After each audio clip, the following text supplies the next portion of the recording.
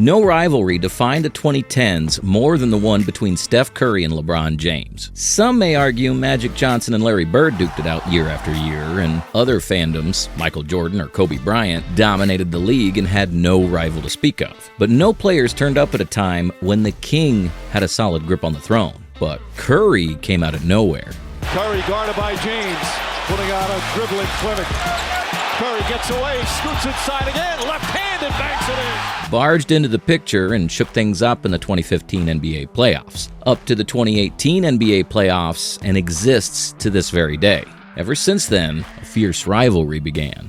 In an interview with Malika Andrews on NBA Today, Curry reflected on how his relationship with LeBron has evolved, noting that it wasn't always as close and cordial as it is now. I mean, while players of today's generation are closer with one another than in the 1980s and 90s, when opponents truly hated each other's guts, the dynamic when these competitors step on the hard court remains one of sheer competitiveness. The same held for Steph and LeBron when they vied for the title of top dog in 2015. In a battle for supremacy, two legends collided, each determined to seize the crown and etch their name into basketball history. The stage was set, and the first blow was struck. The Warriors and Cavaliers each faced challenges throughout the playoffs, yet the outcome remained the same. Golden State and Cleveland met in the finals. The Warriors, led by the duo of Klay Thompson and Stephen Curry, won the opening game at home in overtime. In the second game, momentum swung back and forth, with each team delivering its statement. The Warriors went on a series of big runs with Stephen Curry,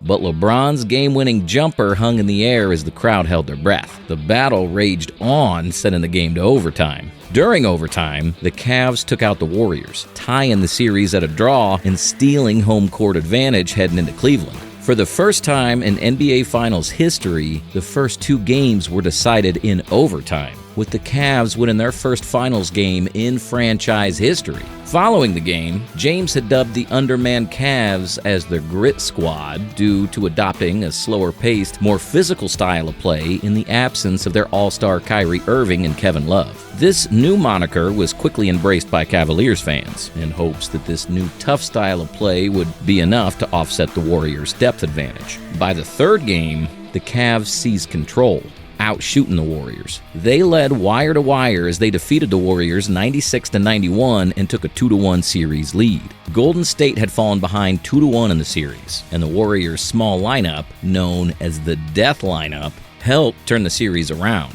Golden State won the series in 6 games, claiming their first title since 1975 and their fourth in franchise history. Congrats to the Golden State Warriors, the NBA's best team wire to wire, who erased a 40-year championship dry spell that included some rather gruesome stretches that nobody in the Bay Area even remembers right now. As Steph snatched the NBA title in 2015, LeBron retaliated in 2016. He spoiled the Warriors' historic 73-9 regular season by making history of his own, leading the Cleveland Cavaliers to an improbable comeback from a 3-1 deficit in the finals to win the crown. On and off the court, there were a lot of zingers, but no passive-aggressive comments exchanged. LeBron spoke of his rivalry with Steph on the NBA OGs. The iconic 6'9" forward likened it to a rap beef, with Curry representing the West and he the East. The 2015 and 2016 matchups delivered thrilling competition, which led us to the factors that played a pivotal role in the outcome of the finals. First off, injuries hurt the season down to the painful end. Cavs-Warriors was a fairly entertaining series, and at times, a very good one. But those cosmetics masked everything that was wrong about it. Namely, injuries to Kevin Love and Kyrie Irving that robbed us, and especially Cleveland. The Cavs were damaged goods when Kevin Love suffered a shoulder injury in the first round,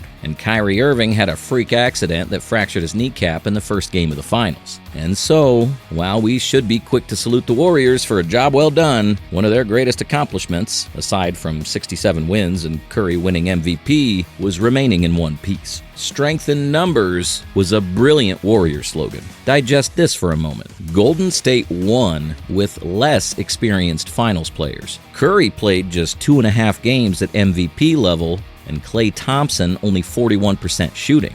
Draymond Green was below par production for the first 3 games, and the newly signed Andre Iguodala was. This was a testament to the depth of a team that always found a player willing and able to compensate. This truly was a very good team. Iguodala was to be a leader and serve in a starring role. Well, Iguodala was tremendous on both ends and finished strongly. But at various points throughout the series, the Warriors got quality play from Steph, who, like Iggy, made sacrifices in his role this season, closing with a triple-double. On the flip side, what exactly sets LeBron's 2015 Finals performance apart from all the other elite performances by other championship losers? Because without Irving and Love, the Cavs needed scoring. Specifically, they needed players to make open jumpers when LeBron was doubled. Still, LeBron had a really good series against the Warriors in 2015. Despite the efficiency woes, he was a monster creator and was the sole source of offense on that team.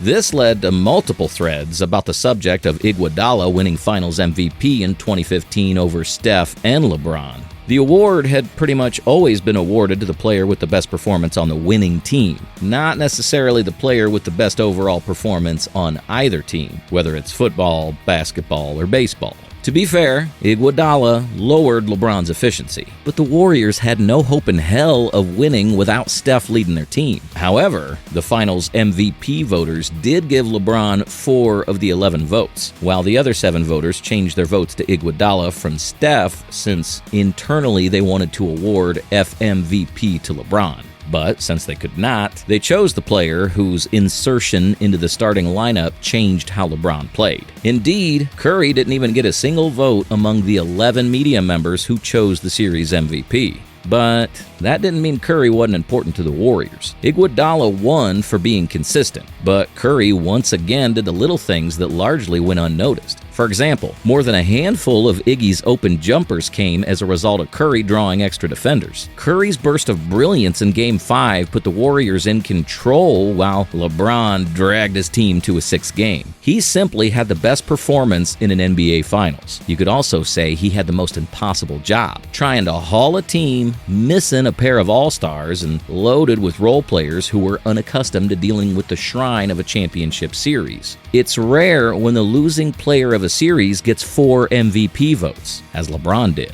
In simple terms, nobody in the series was more valuable, because without LeBron, the series is a sweep and folks are watching women's soccer. Curry and LeBron were the reason why the ratings for the series set records for an NBA Finals at ABC. LeBron and Steph had represented the permanent blueprint. Any aspirant to the throne inevitably had to go through one or the other to reach the mountaintop, and no one has successfully done so. At the very least, the MVPs were worth the price of admission. But now I want to know what y'all think about these legends. Do you think the 2015 Finals are one of the greatest in NBA history? If not, which Finals?